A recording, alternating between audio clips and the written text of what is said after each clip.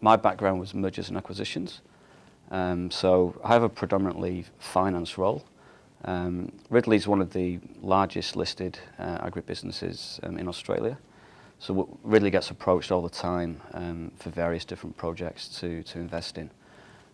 So a large part of my role is looking at each of those projects, firstly assessing whether it's on strategy with Ridley's strategy, and if it is, it's then looking at the financial side of the opportunity and seeing whether it creates the required level of return that we need to invest in it. I think you need the ability to communicate well, verbally and in writing as well.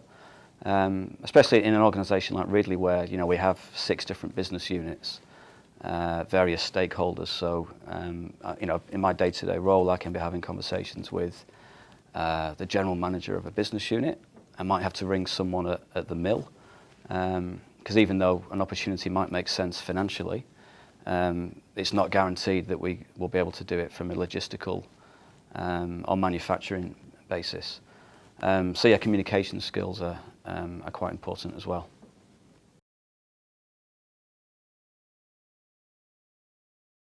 I started life as training for a chartered accountant, so that was with PricewaterhouseCoopers, or PwC, back in the UK.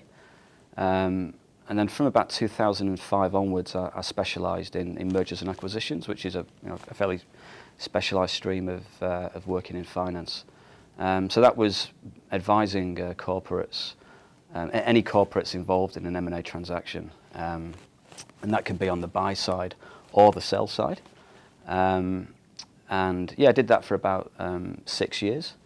And towards the end of that, as much as I enjoyed that, I really thought my next logical step was to actually move inside a company, and also have some involvement on the kind of day-to-day operations of the business as well. And towards the end of my time in M&A, I became more involved in agribusiness transactions, and a lot of what I saw in those transactions attracted me to the industry, hence the move into Ridley.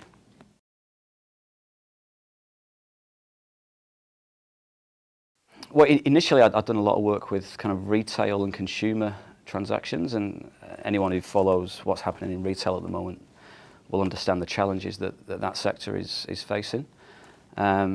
Whereas conversely, I've been aware of a lot of interest, particularly in Australian agribusiness. So you only have to look at what the government is saying about the Asian century, and Australia is going to be the food bowl of Asia.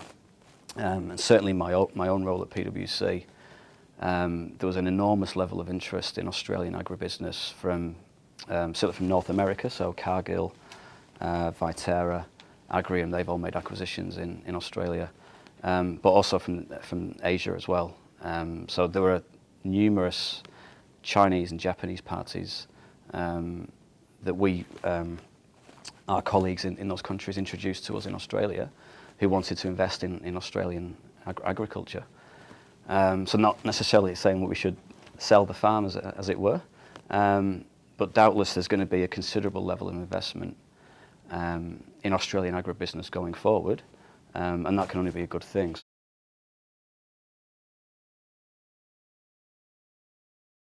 It's never too late to get in, so my advice would be, don't think that you have to have an agribusiness degree. You don't have to have been brought up on a farm, for example. I mean, as agribusiness becomes more corporatized and more intensive, the level of sophistication will only increase in terms of the type of roles that agribusinesses will require.